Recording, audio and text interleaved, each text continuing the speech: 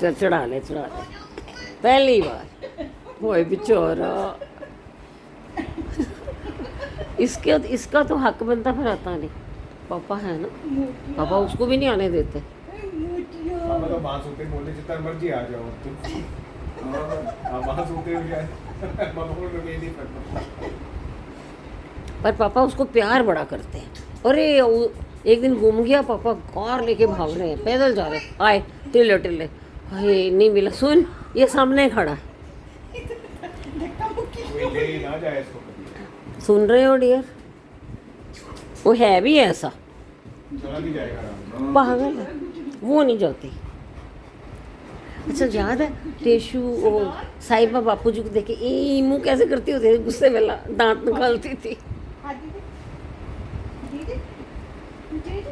ए ए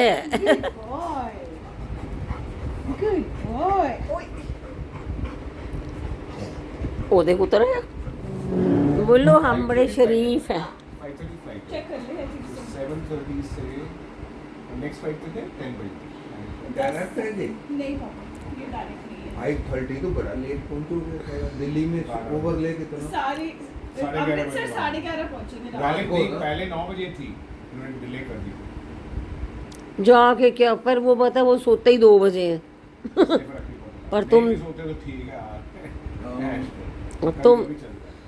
कभी कभी चलता है। तुम्हें नहीं नींद आएगी? कि मुझे चलता है, चलता है। गंदा बच्चा है, गंदा है, गंदू है, गंदू है, सोना है सोना। अच्छा तू भी आ जा।